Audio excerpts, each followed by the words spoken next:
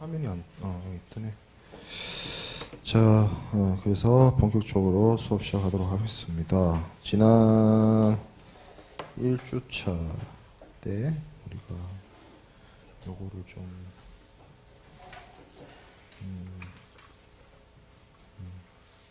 전체 화면 모드에 자, 신의서형실의 원칙 하다가 그만뒀던 것 같아요. 맞죠? 네. 그래서 신의성실 굿 페이스 해야 된다. 왜? 소리가 잘 안 들려? 너무 시끄러? 적당해? 괜찮.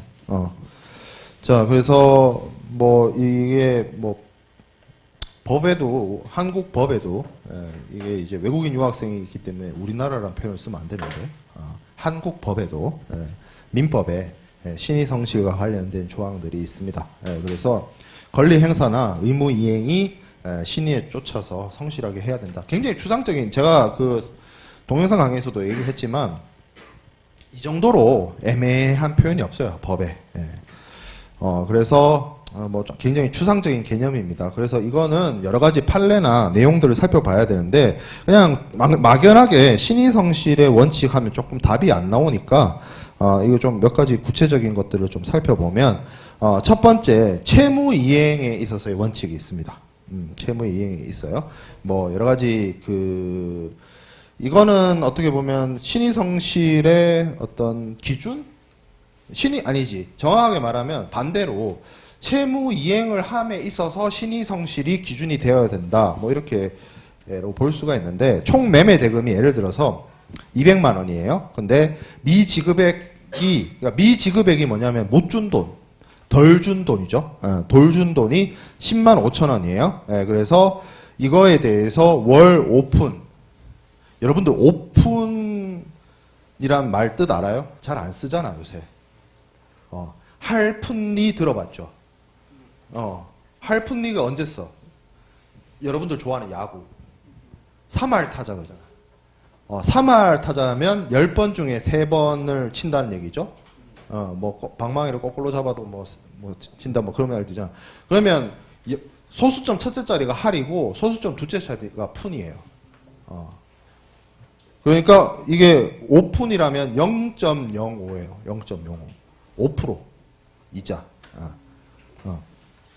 그래서 5%의 지연 이자를 지급하기로 약정했다.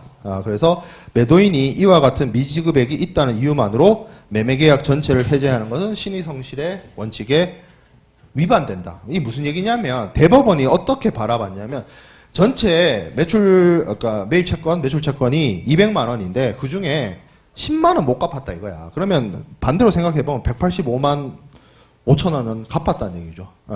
거의 뭐 한 90% 이상을 상환을 했는데 일부 지급을 못한 거에 대해서 전체 계약을 해제할 수 있느냐? 없다라는 거죠. 그래서 이게 좀 이게 한국으로 치든 아니면 다른 해외의 경우에서 봐도 어느 정도 우리가 상식, 커먼 센스에서 바라봤을 때의 합리성을 법원은, 법 규정은 없지만,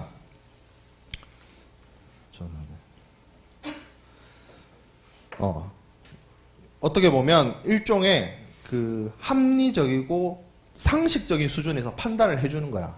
이게 예를 들어서 200만 원인데 갚은 돈이 10만 원이다와 못 갚은 돈이 10만 원이다가 엄청난 차이가 있는 거예요. 그래서 이런 것들을 바라봤을 때 우리가 뭐 법을 집행하고 계약을 이행하는 데 있어서 어느 정도 내가 최선을 다하거나 성의를 다했다라고 하는 것을 우리가 인정해주자. 그런 게 신의성실의 원칙입니다. 자, 모순행위 금지의 원칙이 있어요. 이거를 영미법에서 뭐라 그러냐면 금반원의 원칙이라고 합니다. 말이 더 어렵죠. 에스토펠이라고 하는데 영어 표현으로 무슨 얘기냐면 그러니까 한 입으로 두 말 하는 거. 안 된다는 얘기예요. 한 입으로 두 말 하는 거. 그래서 어떤 사람의 행위가 선행하는 행위와 모순되는 것이다. 그러면 이게 좋아. 말 뒤집을 수 있어. 상황이 바뀌었으니까 말을 뒤집을 수도 있어야지. 오케이. 이해를 하는데 그럼 무슨 문제가 생기냐면 예를 들어서 오른쪽으로 가라 한 사람이 있고 왼쪽으로 가라 한 사람이 있었어요. 그래서 처음에 오른쪽으로 가라 해서 사람들이 따라갔어. 근데 갑자기 말을 바꿔. 왼쪽으로 가래. 그러면 처음에 오른쪽으로 간 사람들은 뭐가 되는 거야? 이상해지죠. 그래서 그런 사람들의 권리를 부당하게 침해한다. 그래서 이런 것들은 하면 안 된다라는 거죠. 무역계약에서도 마찬가지예요. 뭐 신용부장 거래를 하든 대금 결제를 하든 뭐 하기로 했으면 그대로 해야지. 그렇게 하기로 한 결정을 뒤집었을 때 원래 처음 약속을 이행한 사람들이 바보되기 때문에 그래서는 안 된다. 그런 얘기가 있고.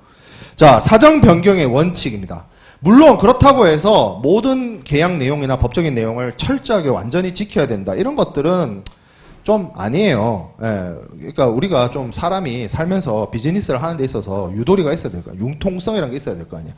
그렇죠? 그래서 처음에 법률을 체결을 하거나 아니면 계약을 체결하거나 아니면 우리가 말하는 협약을 하거나 계약을 체결하거나 약속을 했을 때 그 상황이 있었을 거 아니야. 근데 그 상황이 바뀌었어. 예를 들어서 뭐 대금과 관련된 뭐 어떤 환율이 올랐다든지 원자재 값이 상승을 했다든지 뭐 그렇게 이유나 상황이 바뀌었어요. 그러면 거기에 따라서 원래 처음에 계약 내용을 강제하거나 강조하는 것이 굉장히 어려워질 수 있습니다.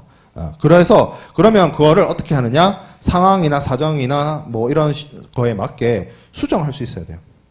수정할 수 있었다. 그거를 할 수 있다 원칙. 너무 어떻게 보면 딱딱하게 뭐라고 해야 될까? 드라이하게 했으니까 무조건 강제하거나 강조하거나 강압하는 것이 아니라 상황이나 사정에 따라서 변경을 할 수가 있다는 거죠. 그래서 근데 전제 조건이 있어요. 그 상황이나 사정이라는 게 당사자들이 의도하거나 당사자들이 미리 알고 있었거나 당사자들이 어떤 통제할 수 없는 영역 밖에서 일어나는 일이어야 돼요. 예를 들어서 뭐 나는 열심히 하려 했는데 뭐 국가의 정책이 바뀌었다든지 정부가 새로운 법을 위반을 해가지고 그것이 위법 불법 행위가 됐다든지 아니면 뭐 요새 뭐 글로벌한 어떤 무력 충돌, 무력 분쟁 많죠. 뭐 저기 예멘의 후티 반군이라든지 뭐 이런 것들 그거 내가 어떻게 할 수 있는 게 아니잖아. 그런 상황들에 따라서 계약 내용이나 이런 것들이 바뀌어질 수 있다. 자, 그다음에 실효의 원칙. 권리자가 장기간 그의 권리 행사를 하지 않았을 때 그 권리 행사를 하지 않는다고 장기간 믿을 만한 정황이거나 상황이 된다라고 하면 그거를 받아들여서 인정을 해주는 거예요. 이게 뭐랑 비슷하냐면 실효의 원칙이라는 게 법에 그게 우리가 민법이나 상법 쪽에서는 이걸 실효의 원칙이라고 하는데 그 여러분들 형법에 가면 공소시효란 말이 있어요. 그거랑 비슷한 거예요. 법적 안정성이란 말을 하는데 법의 어떤 상태, 예를 들어서 법의 위반 상태 아니면 불법 상태, 법의 그 어떤 요건을 충족하지 못하는 상태가 너무 오래 지속이 되면 그 법을 통해서 어떤 행위를 하거나 법을 통해서 어떤 판단을 하는 사람이 예측이 안 된다는 거야. 그래서 뭔가 예측 가능한 미래를 알려줘야 되기 때문에 이 법적 안정성이라는 말이 사실은 뭐 상법에는 당연히 뭐 필요한 거라고 생각이 드는데 형법 쪽에서는 뭐 이건 내가 법학자는 아니지만 뭐 갑론을박이 있습니다. 뭐 살인죄에 대해서 공소시효를 왜 인정을 해야 되느냐부터 시작해서 그거는 여기 지금 우리 강의실에서 논의할 건 아니고 상법 쪽에 왔을 때는 어떤 사람이 권리가 있어. 근데 그 권리를 행사를 안 해. 오랜 기간. 여기서 말하는 오랜 기간 한 20년 동안 행사를 안 해. 그러면 그것과 관련된 사람들이 저 사람의 권리 주장이나 권리 행사를 안 하는구나라고 믿고 행동을 하게 되는 거예요. 그걸 어느 정도 인정을 해준다는 거죠. 그래서 왜 그런 여러분들 그런 거 있지 않아요? 왜 공유지야. 공유지에 가서 내가 농사를 지어. 그 사람이 한 20년 농사를 지어. 그럼 자기 땅 되는 거야. 뭐 그런 이야기 들어본 적 있죠? 국유지 같은데. 그런 것들이 다 이런 이야기들에 해당이 되는 사안들이 되겠습니다. 자, 그래서 지난 1주차 강의 자료 끝부분에 못 본 거 다 봤고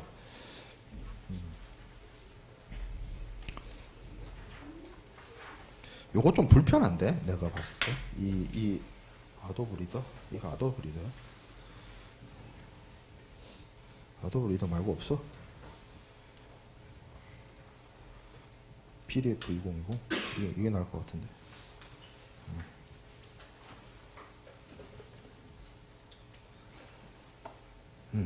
아니, 이게 낫겠죠? 자, 이게 낫네. 훨씬. 여러분들 화면상에도 이게 나은 것 같네요.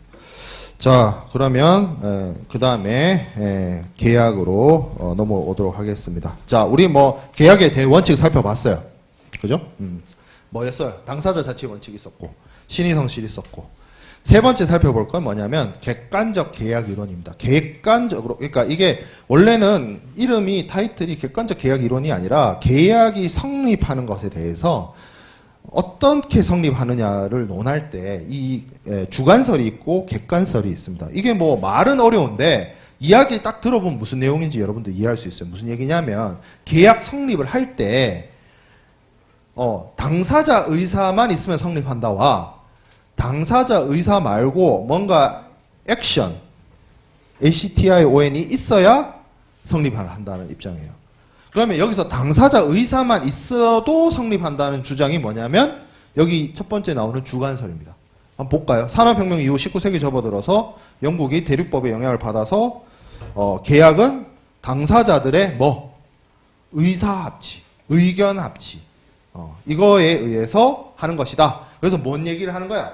양 당사자가 합의만 하면 계약 성립된다. 그런 입장, 그런 어떤 학설이 주관설이에요. 이게 계약의 취지 맞지? 아까란다. 우리 지난주에 제가 동영상 강의에서는 설명했을 때 계약이란 게 넓은 의미의 법적인 꼭 지켜줘야 되는 약속의 연장이라며. 그러면 그거 우리 약속할 때 친구 간에 약속할 때 이렇게 서류 작성하고 그러진 않잖아. 그러면 주관설도 타당한 거 아니야? 라고 생각해 볼 수 있어요. 근데 세상의 모든 계약을 주관설로 하기 시작하면 이제 문제들이 발생을 합니다. 뭐가 나중에 그렇지 사람의 마음은 갈대와 같아서 처음 할 때는 하기로 했는데 뒤돌아서면 생각이 바뀐단 말이야. 뒤돌아서서 생각이 바뀌었어. 근데 구두로 계약을 했어. 증명할 만한 거는 그때 그 시간에 있었던 어떤 그 이야기를 들은 사람밖에 없는데 없어. 둘만 앉아있는 자리에서 둘만 약속을 했는데 한 사람이 마음을 돌렸어. 그럼 어떻게 할 거야? 증거가 없잖아. 그래서 어떻게 해야 한다? 액션이 있어야 된다. 마음의 상태가 아니라 행위가 있어야 된다는 거죠. 예를 들어서 어디다 쓴다든지 아니면 꼭 서류를 안 쓰더라도 행동을 한다든지 이런 것들이 있어야 된다는 거죠. 이게 객관설입니다. 객관설. 이해되죠? 주관설, 객관설 하면 뭔가 별 다른 거 굉장히 복잡해 보이는 것 같지만 계약의 어떤 성립을 할 때 양 당사자가 두 개 다 양 당사자의 의사가 합치돼야 된다는 건 똑같아. 근데 그거를 마음만 있어도 된다와 뭔가 행동이 있어야 된다. 그 차이죠. 근데 당연히 여러분들이 읽어봐도 객관설이 타당하겠다라는 생각이 들 겁니다. 그래서 리스테인먼트, 미국의 계약법과 관련된 리스테인먼트에서 이게 이제 구체화되었습니다. 객관설이.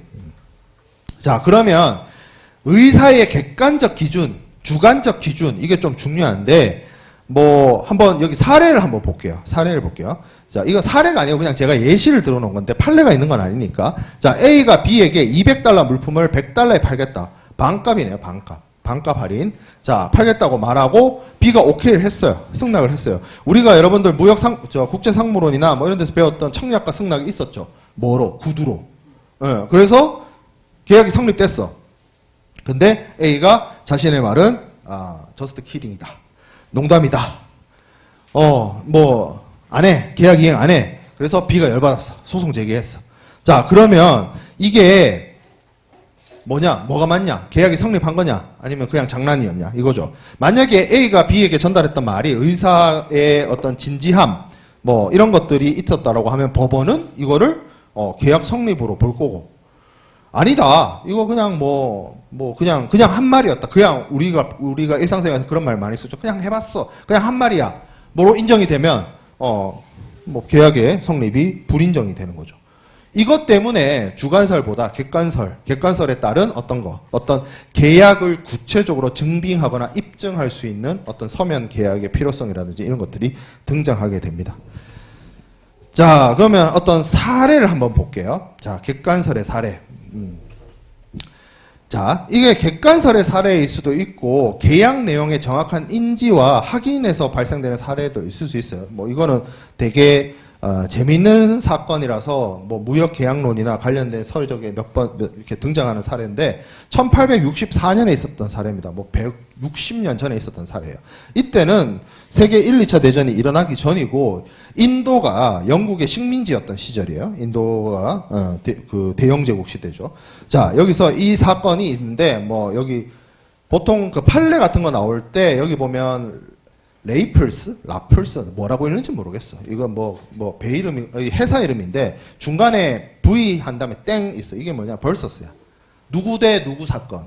그러니까 우리는 한국에서 법원 판례를 얘기할 때 어떻게 얘기하냐면 보통 무슨 뭐 대법원 다 무슨 뭐 숫자를 붙여요. 뭐 102, 뭐 456, 뭐 이렇게 해서 판례 이렇게 나오거든요. 한국 판례는. 근데 영미 쪽 판례 보면 누구 대 누구 사건.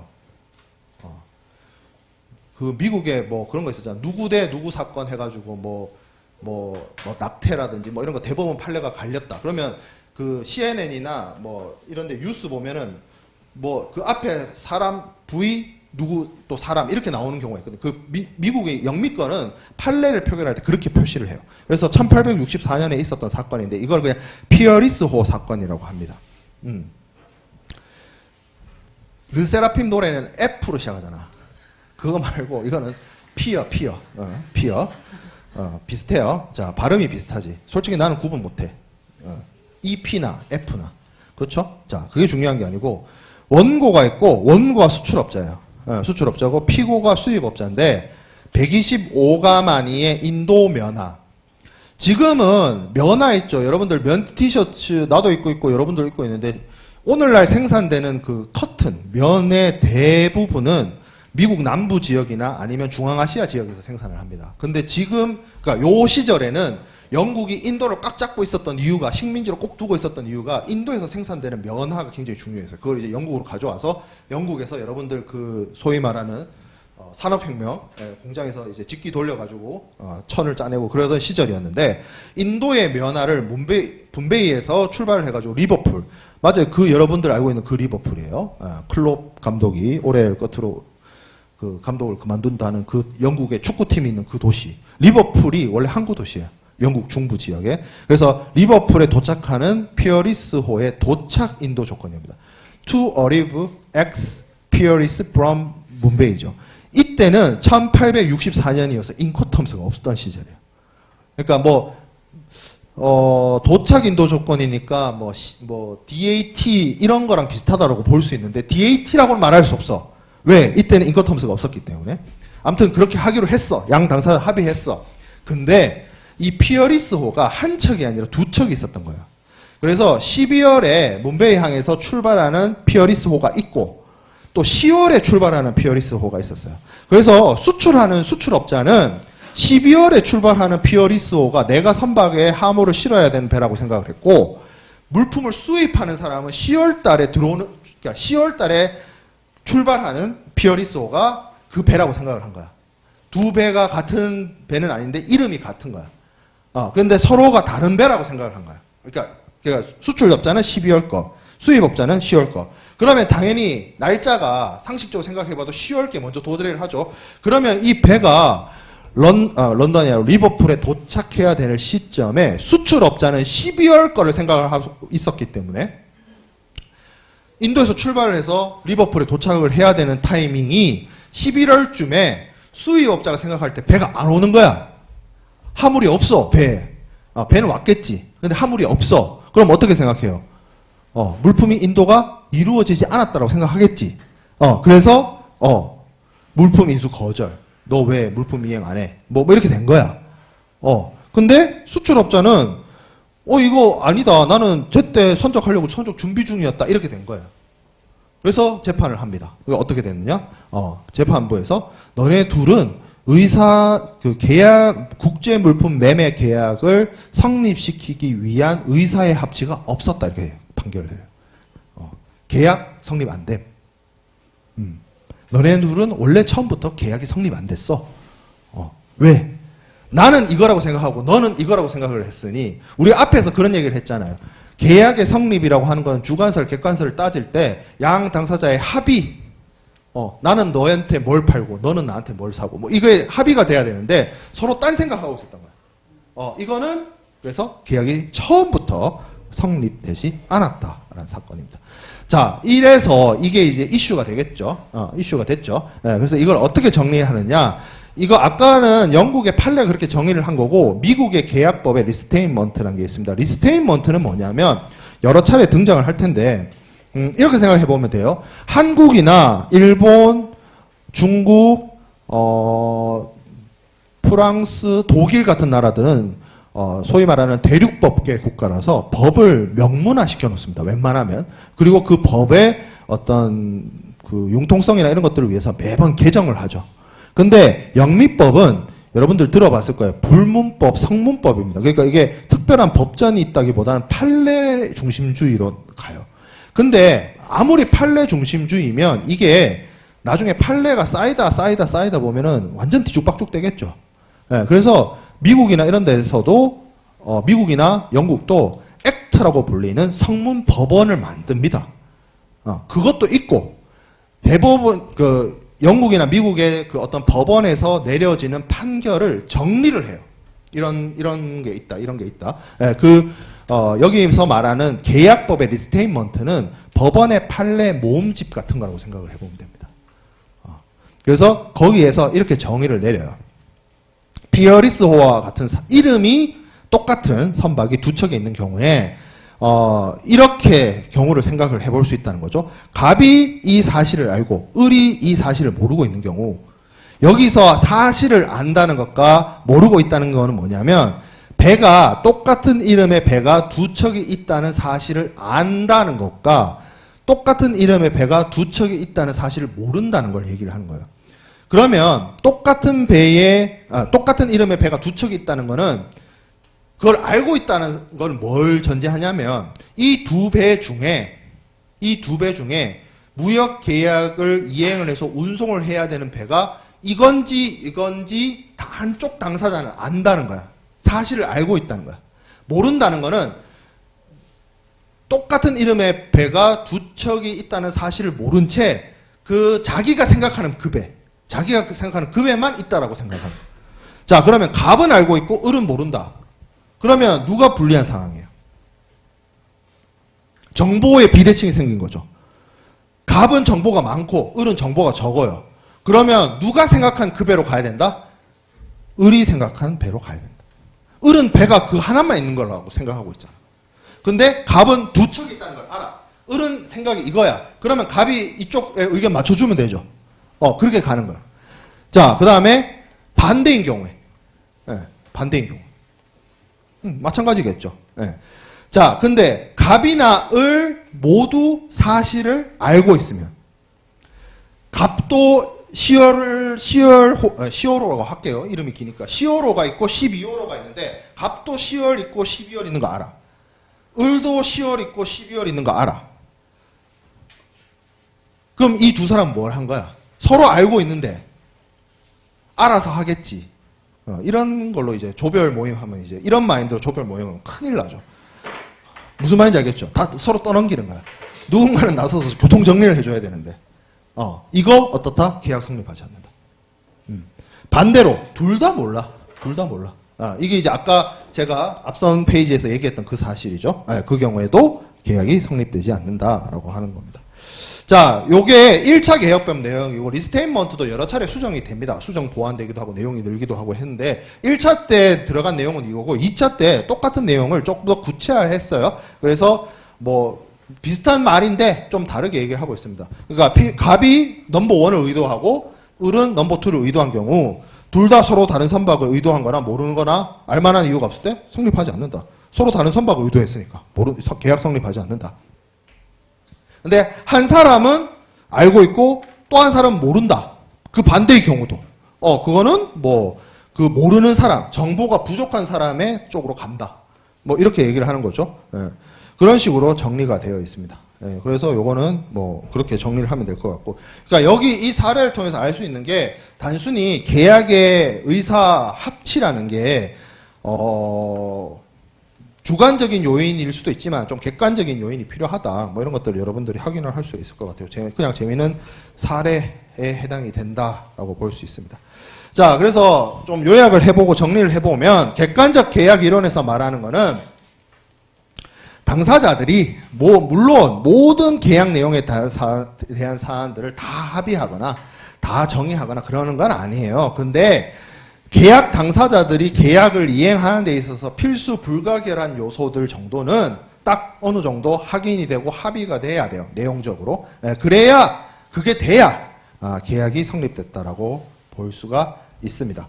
만약에 시시콜콜한 세부적인 사안들까지, 그러니까 너무 미시적인 거 있잖아. 너무 미미한 사안까지 양 당사자들이 이건 이렇게 저건 이렇게 뭐 이렇게 해버리면 계약 성립하는 것 자체가 너무 오래 걸립니다. 그리고 그렇다고 해서 대충 할 수도 없어요. 대충 해버리면 아까 피어리스 호사 같은 사건들이 나타납니다. 선박 스케줄 솔직히 10월이든 12월이든 한번 좀 살펴봐야지. 선박 스케줄표.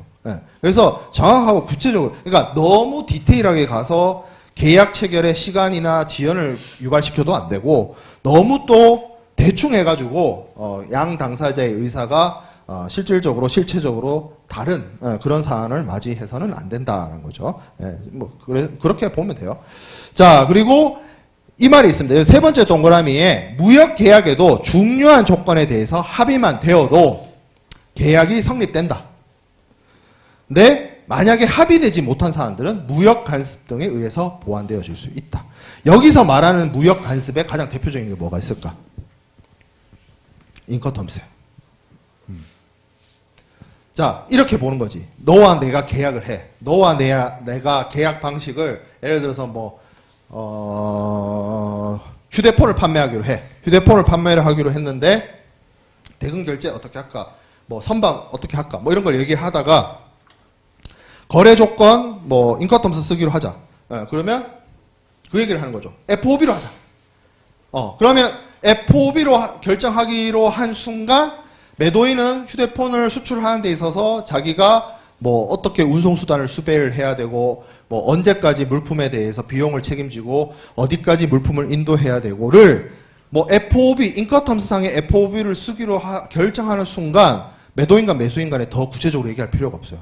그냥 인커텀스상에 있는 FOB를 그대로 쓰면 돼. 매도인은 매도인 할 일을 하면 되고, 매수인은 매수인 할 일을 하면 돼. 근데 만약에 인커텀스상에 FOB가 없다고 칩시다. 그럼 뭐부터 정해야 돼? 자, 그러면 물품을 어디서 인도해 줄 것이며 소유권은 어디서 넘어가고 내가 비용은 어디까지 부담하고 각자 그 세부적인 사안을 다 디테일하게 논의를 해야 될 거 아니에요. 시간이 없죠.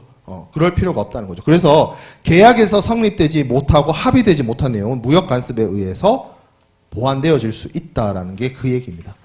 그리고 그런 무역 간섭이 이 국제 무역을 공부하는 데 있어서 가장 대표적인 게 인커텀스고 그 외에도 많아요. 헤이그 비스비 규칙도 있고 함부르크 규칙도 있고 UCP 600도 있고 CISG도 있고 엄청나게 많이 있습니다. 그걸 공부하는 거죠. 자, 그다음에 법적 구속력이 없는 합의는 가정적, 사교적 합의가 있다. 이게 뭐예요? 제가 그 동영상 강의에서 얘기했던 친구와 친구 사이에 밥 한번 먹자가 이거죠. 가정적, 사교적 합의. 그죠? 부모님이 자식한테 할아버지가 설날에 주신 세뱃돈을 성인이 되면 돌려주겠다. 이게 법적 구속력이 있냐? 법적 구속력이 없냐? 구체적으로 얘기를 하면 여러분들이 주기적으로 요구해야 돼요. 그 돈은 나의 몫이다. 시간이 너무 지나가. 민법상 채권은 5년이거든. 그러니까 5년 동안 이거 내 돈입니다. 주세요를 요청하지 않아. 그러면 여러분들 권리 상실이야. 근데 이제 그거는 사인과 사인 간에 진짜 한 거고, 부모 자식 간에는 사실 이게 한국은 엄격하게 법 적용을 하는 것 같은데, 이게 직계 존속이라고 하죠. 부모 자식 간에는 이 법의 적용이, 예를 들어서 이건 좀 다른 얘기긴 한데, 자식이 살인죄를 졌어요. 부모가 이 살인자를 자식을 감춰주고 이렇게 숨겨주고 하는 거에 대해서 책임을 안 물어요. 우리나라 형법은. 그 정도야. 그러니까, 무슨 말인지 알겠죠? 따져봐야 의미가 없다. 부모를 상대로 세뱃돈을 뱉어내라 청구한다고 해서 승소하기가 어렵다는 얘기입니다. 자, 매매계약의 종류 보도록 하겠습니다.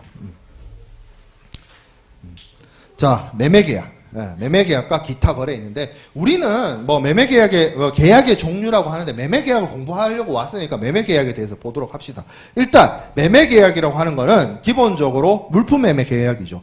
물론 물품 매매가 아닌 용역이나 서비스와 관련된 매매 계약이 있을 수 있어요. 근데 국제무역이라고 하는 건 좁은 의미에서 물품 매매 계약을 이야기를 하는 거니까 자, 매도인이 금전을 대가로 매수인에게 뭘 준다? 물품의 소유권을 주는 겁니다.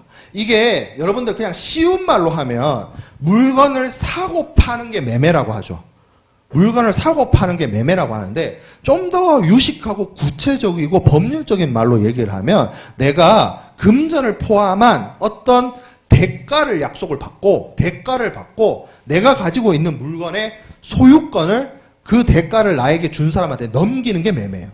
좀 더 유식하게 표현하면 매매란 사고 판다를 우리가 좀 더 유식하게 얘기를 하면 그러면 이 좀 더 유식하게 표현한 이 말에 키워드가 있죠. 어떤 거? 금전을 포함한 대가 그리고 소유권이죠. 소유권이죠. 내 물건이었는데 돈 받고 내 물건을 남한테 줬다 이거야. 내 거였던 게 남 거가 됐다는 거야. 소유권이 넘어갔다는 거야. 나는 근데 그거에 대한 반대급부를 뭘 받았어? 경제적 이득을 취했어. 금전을 포함을 해서. 그게 핵심이라는 거야. 그게 뭐다? 물품 매매 계약이라는 거야. 자, SGA가 있습니다. Sale of Goods Act. 자, 그래서 영미법에도 필요에 의해서 Act라고 불리는 성문법들이 있습니다. 이 영국법은 SGA라고 줄여서 말하는데 물품 매매법이에요. 말 그대로 영어 표현 그대로 물품 매매법인데 이거는 이 물품 매매법에서 뭐라고 얘기하냐면 매매와 매매에 대한 합의를 구별을 해요. 표현을. 그래서 우리가 소위 말하는 세일, 매매는 매매 계약에 따라서 물품의 소유권을 매도인에서 매수인에게로 이전하는 걸 매매라고 합니다. 근데 어그리먼트, 그러니까 매매에 대한 합의는 물품 소유권 이전이 나중에 이루어진다는 거예요. 장래에 이루어지고 그리고 일정 조건이 성취가 되면 이행이 된다. 여기서 말하는 일정 조건이 제가 앞서 얘기했던 금전적인 대가를 받던지 그런 것들이 되겠죠. 그런 거가 되면 이행이 된다라고 하는 게 매매의 합의입니다. 그래서 매매는 쉽게 말하면 지금 우리가 여러분들 편의점 가서 내가 돈 주고 물건 사는 게 그게 매매다. 그걸 매매라고 하는 거고 무역계약에서 말하는 거는 매매의 합의다. 다른 말로 미이행 계약이다. 그러니까 미래에 너가 신용장 개설해가지고 나한테 돈을 주면 나는 너한테 물건 줄게. 이런 식으로 무역계약을 하잖아. 그러니까 우리가 소위 말하는 무역계약은 매매의 합의다. 미이행 계약이다. 이런 입장입니다. 그거는 SGA가 그렇게 바라본다는 거고요.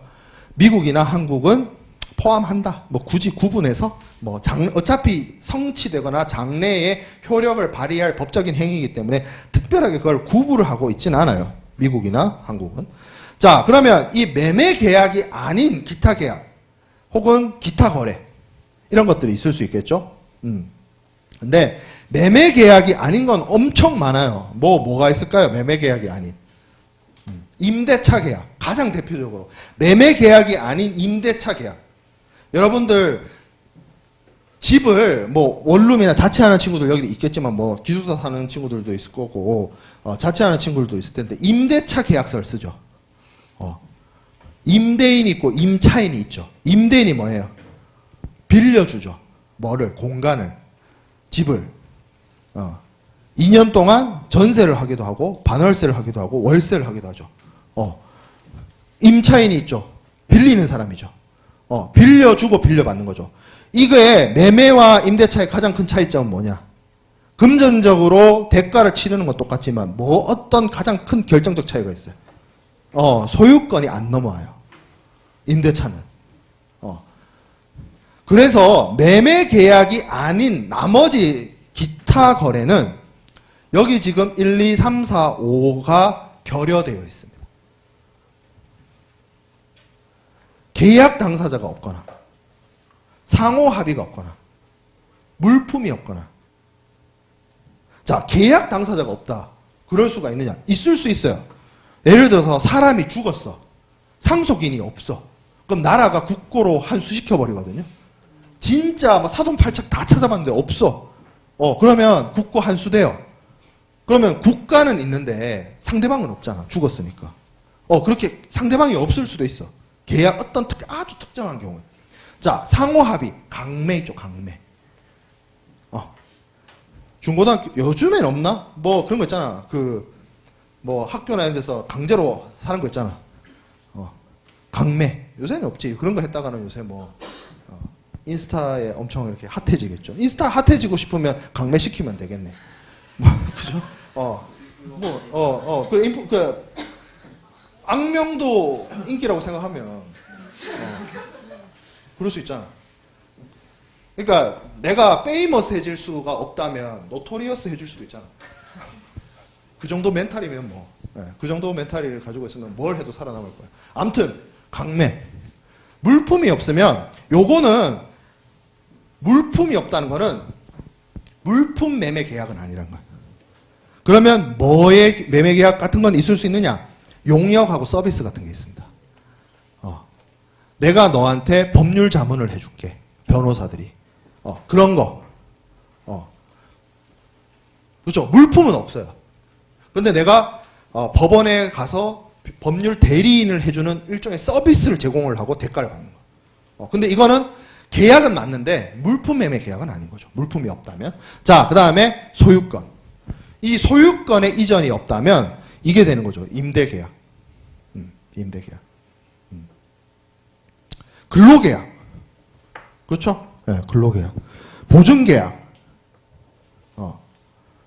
이런 것들이 뭐 물품도 결여되어 있고 근로계약도 물품이 결여되어 있잖아요. 일종의 내가 노동력을 제공하고 난 대가를 받는 거니까. 물품이 결여되어 있고 소유권 이전도 없어요. 자, 그 다음에 금전적 대금. 반대급부죠. 반대급부. 반대급부가 없는 대표적인 계약은 이겁니다. 상속증여. 상속증여. 그냥 돈 주기로 한 거. 돈 주기로 한 거. 물품을 주기로 한 거. 자, 그러면 다시 돌아와서 우리가 공부하는 건 뭐냐? 먼 길을 돌아왔는데 핵심적인 거는 물품 매매 계약이라는 거죠. 물품 매매 계약. 근데 그냥 물품 매매 계약이 아니라 뭐다? 국제 물품 매매 계약이라는 거죠. 그래서 이 국제 물품 매매 계약 8자인가? 맞죠? 8자. 국제 물품 매매 계약이라는 이 말에 모든 게 담겨 있어요. 계약. 앞에서 우리가 배웠죠. 뭐예요? 매도인과 매수인 간에 자꾸 뒤로 가네. 이거 앞으로 가는 방법 없냐? 앞으로 가는 방법을 모르겠어.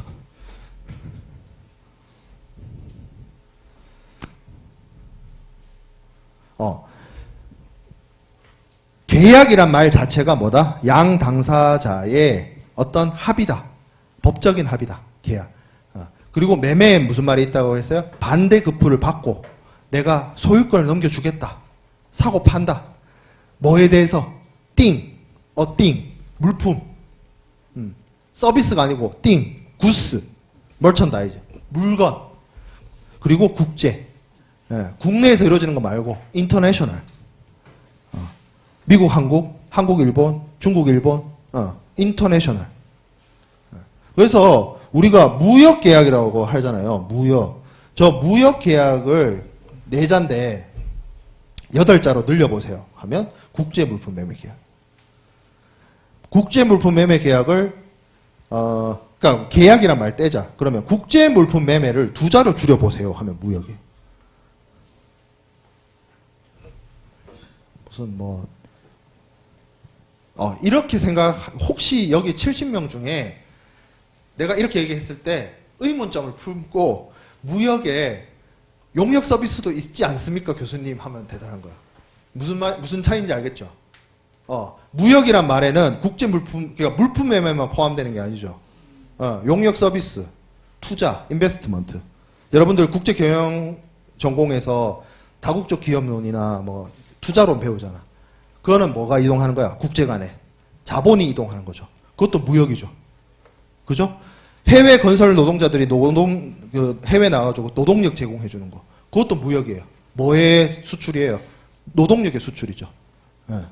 그러니까 무역이란 말 안에는 용역 서비스, 전자적 무체물, 소위 말하는 다운로드 되는 디지털 대화, 그리고 투자, 이런 말들이 다 포함이 되는 말입니다. 근데 무역 중에서 가장 큰 부분을 차지하는 부분이 물품 매매죠. 그래서 국제 물품 매매. 예. 그래서 무역 계약이란 말을 국제 물품 매매로 물품 매매로 바꿨을 때 이게 이제 포함되는 나머지 것들이 있다. 근데 우리는 오늘날 이 수업에서 무역 계약론을 배우는데 그 나머지 투자나 용역 서비스나 이런 것들을 배우는 게 아니라 뭐에 대해서 배우겠다는 거예요? 국제 물품 매매에 대해서 배우겠다. 그 얘기인 거예요. 자, 이 강의실은 왜 이렇게, 오케이. 칠판 시계가 없네. 그래도 요거까지는 나갑시다. 자, 매매 계약의 대상. 매매 계약의 대상. 물론, 주로 물품이 되겠죠. 물품이 아닌 애들도 있어요. 그걸 정의를 내리고 있습니다. 뭐, 여기 CISG나 SGA나 UCC나 뭐 이런 것들이 있는데, 소비자 보호법, 뭐 이런 것들이 있고, 공정거래법, 이거 다 영미권의 법이에요. 미국법. 뭐, SGA는 영국법, 이런 것들이 있는데, 기본적으로, 대체적으로 국제적인 범위나 관례에서 보면, 부동산이나 무채동산이나 금전을 제외한 거를 소위 말하는 물품, 유채동산으로 보고 있어요. 부동산은 뭔지 알죠? 예, 예. 무채동산은 쉽게 말해서 아까 제가 얘기한 전자적 무채물을 말합니다. 다운로드 되는 디지털 재화. 디지털 대화.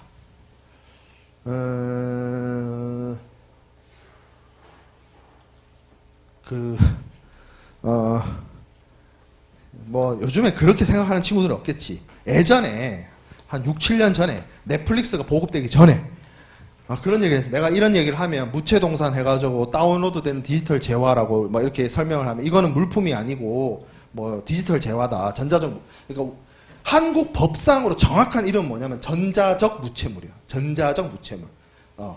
쉽게 말하면 파일. 디지털화되어 있는 010101로 된 파일. 그 파일에는 뭐가 있어요? 소프트웨어들이 있을 수 있고 영화가 있을 수 있고 음악이 있을 수 있고 게임이 있을 수 있죠. 그런데 내가 이렇게 얘기를 하면 한 6, 7년 전에 학생들이 나한테 그랬다니까 교수님 자기 게임을 CD로 샀대.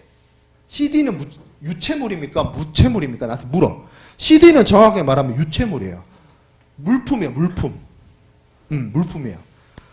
근데 그 안에 담겨져 있는 내용이 있잖아. 근데 그 안에 담겨져 있는 내용을 CD에 담지 않고, CD라고 하면 안 되겠네. DVD에 담지 않고 다운로드를 시키면요. 다운로드를 시키면 걔는 전자적 무채물이에요. 똑같은 컨텐츠야. 예를 들어서 뭐 할까? 제가 어젯밤에 게임을 했어요.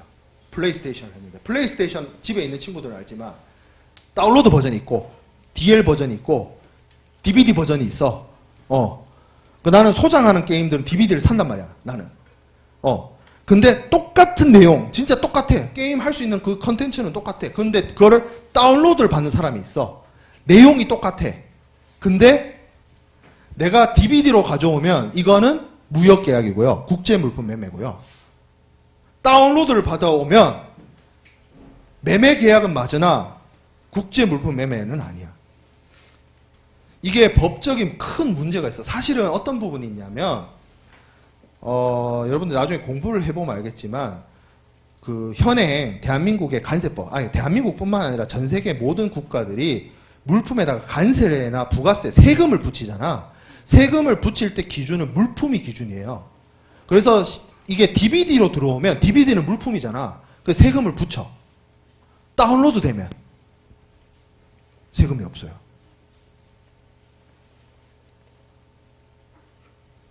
넷플릭스는요. 넷플릭스는 그래서 여러분한테 뭐 해요? 월정액을 받잖아. 월정액을 받을 때 뭐만 떼? 부가세만 떼잖아. 개별 컨텐츠에 대한 구매 비용을 안 내잖아. 그죠? 되게 복잡한 문제야. 쉽게 말하면 여러분들이 리그 오브 레전드를 할 때 뭘 물건이나 아이템을 사잖아요. 라이엇이라는 회사가 미국에 있잖아. 그게 수입이냐? 수입은 맞아. 근데 국제 물품 매매 계약은 아니야. 왜? 눈에 보이는 게 없잖아. 여기서 뭐 제 계정에 들어가면 뭐 의상이 몇 개가 있고 그거는 눈에 보이는 게 아니라니까. 컴퓨터 파일일 뿐이야. 디지털 파일이야. 01010101이야. 물품, 우리가 소위 말하는 물품은 이런 걸 물품이라고 하죠. 이런 거 물품. 이런 거 물품. 그 차이예요. 그러니까 법에서 이걸 나눕니다. 아니 교수님 그거 뭐 그냥 재미삼아 나누는 거 아닙니까? 눈에 보이는 것과 눈에 보이지 않는 것, 유체물과 전자적 무체물. 법적인 문제가 생긴다니까. 쉽게 말해서 요거를 눈에 보이는 요거를 미국에서 한국으로 들여오면 세금을 붙는데 디지털화된 파일 010101을 수입을 해올 때는 세금이 안 붙어. 그게 가장 크다니까. 세금을 왜 안 붙입니까? 라고 물으면 법에 그렇게 돼 있어요.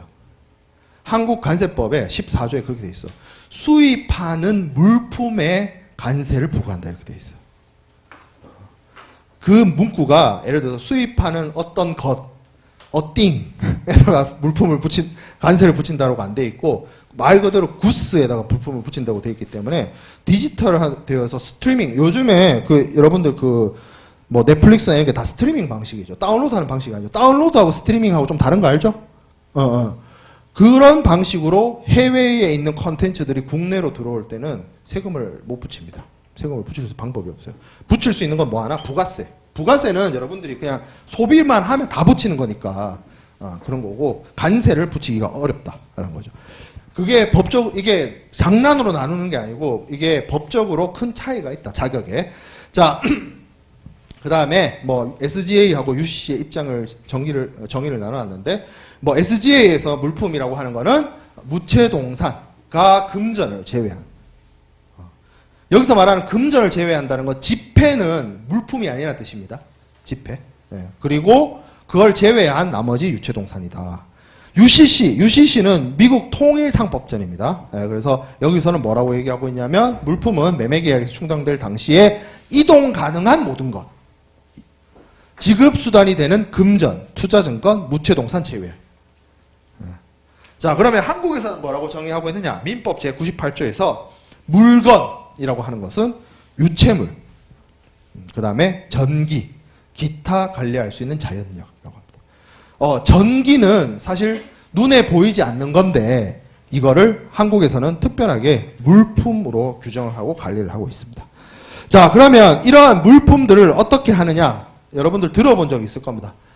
이게 전 세계적으로 취급되고 있는 물품이나 종류들이 굉장히 다양하고 그리고 새로운 물건들이 계속 쏟아지고 개발되고 하고 있기 때문에 이런 물품들을 국제적으로 관리하고 유통하고 하는 데 있어서 우리가 어떤 통계를 목적으로든 관세를 목적으로든 아니면 수출입 관리를 위한 목적으로든 전 세계 국가들이 HS 시스템이라는 걸 도입을 해서 관리를 하고 있습니다. 그래서 이 HS 세계 관세기구 WCO에서 만든 HS 하모나이즈 시스템에 의해서 관리가 되고 있다. 그러니까 전 세계에 거래되고 있는 물품들을 전부 다 이 HS 코드에 의해서 나눠서 사용을 하고 있다라는 거죠. 자, 그다음에 매매계약의 법적 성질 이거는 상무론 때 아마 배웠을 건데 한번 정리 그냥 안 하고 그러니까 이런 것들이 몇 가지가 있어. 상무론 때 배웠던 건데. 안 하고 넘어가기에는 찝찝해서 넣어놓은 거 이런 것들은 체크만 뭐 한 두 번째 보는 친구도 있을 거 아니에요, 이거. 그죠? 법적 성격. 첫 번째 낙성계약. 낙성계약의 주요 포인트는 뭐예요? 니하고 나하고 의견 합치. 뭐죠? 나는 청약했고 넌 승낙했고. 이게 포인트예요. 낙성이라고 할 때. 영어 표현으로 컨센셜. 너와 내가 컨센서스를 이뤘다는 거죠. 합의를 했다는 거죠. 이게 중요한 포인트다. 자, 그 다음에 쌍무계약. 한국어로는 뭔가 무슨 중국집 이름 같은데 원래 의미는 뭐예요? 너도 의무, 나도 의무. 너도 듀티, 나도 듀티. 나는 너한테 해줄 건 뭐다? 물건 주는 거. 네가 나한테 줄 건 돈 주는 거. 너도 의무가 있고 나도 의무가 있다. 한쪽만 의무가 있으면 뭐가 됐어요? 앞에서 보여줬죠. 상속 증여 같은 거. 그런 게 됐죠. 그래서 반대계약은 편무계약이라는 표현을 씁니다. 자, 유상계약. 반대적 급부가 있는 거. 그렇죠? 반대급부가 있는 거. 이게 중요하다고 했어요. 제가 매매계약을 어렵게 표현했을 때 금전을 포함한 경제적 대가를 지급한다는 표현을 썼어요. 꼭 돈이 아니어도 좋습니다. 뭐 미래의 어떤 어음이나 채권이나 이런 걸 제공해도 돼요. 어쨌든 반대급부를 제공을 한다라는 거죠. 자, 그 다음에 분료식 계약이 있는데 사실 1번, 2번, 3번 가지고 여러분들 혼돈을 일으키는 사람은 없어요. 혼돈을 일으키면 4번 가지고 혼돈을 일으켜요. 이게 왜 뭐랑 혼돈을 일으키냐면 여기서 말하는 불요식이란 게 인포말인데 반대말이 포말 컨트랙트야. 인포말과 포말이 어떤 의미입니까? 라고 했을 때 포말은 정형화된 틀이 있는 게 포말이에요. 왜? 여러분들 옷 같은 거 할 때 포멀하게 입는다라는 표현을 쓰죠. 그건 뭐예요? 정장을 입고 뭐 약간 그 격식을 갖춰서 입는 걸 포멀이라고 그러잖아. 그러면 계약에서 말하는 포멀이라고 하는 거는 틀이 딱 정해져 있어. 그 예를 들어서 뭐 어떤 게 있을까? 어떤 행동을 하는데 시퀀스가 있는 거야. 프로토콜이 있어. 그거 딱딱딱 따라야 돼. 그게 포말이야. 근데 무역계약은 인포말이에요. 그건 무슨 얘기야? 당사자들이 우리 사전 제작 강의에서 내가 처음에 얘기한 거지. 당사자 자치. 너와 내가 합의만 되면 어떤 형식으로든, 어떤 방식으로든, 어떤 방법으로든 할 수 있는 게 무역입니다.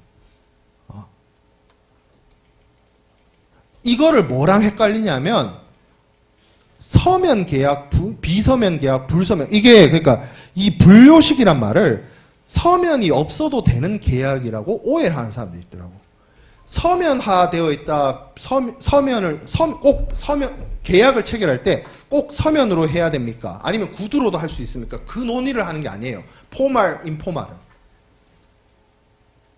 이해돼요? 무슨 말인지? 인포말이니까 구두로도 할 수 있겠지. 근데 방점이 서면이냐 구두냐 이걸 얘기를 하는 게 아니고 정형화된 틀에 갇혀 있느냐 당사자들이 알아서 할 수 있느냐 그 얘기를 하는 거야. 무역계약은 당사자들이 알아서 할 수 있다. 당사자들이 서면으로 합의를 하기로 했으면 서면으로 하는 거고 구두로 할 수 있다라고 합의를 하면 구두로 할 수 있는 거야. 그 얘기예요. 그 얘기. 그걸 헷갈려 하는 사람들이 있더라. 그죠? 자, 그 다음에 계약법의 법원 살펴볼 텐데 여기서부터는 중거법 얘기를 해야 되잖아. 중거법, 중거법.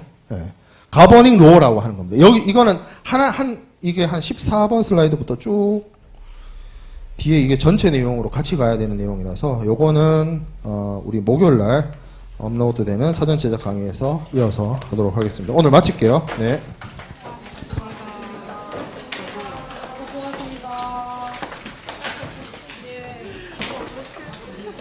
네, 진짜 나 수업 들어봤거든.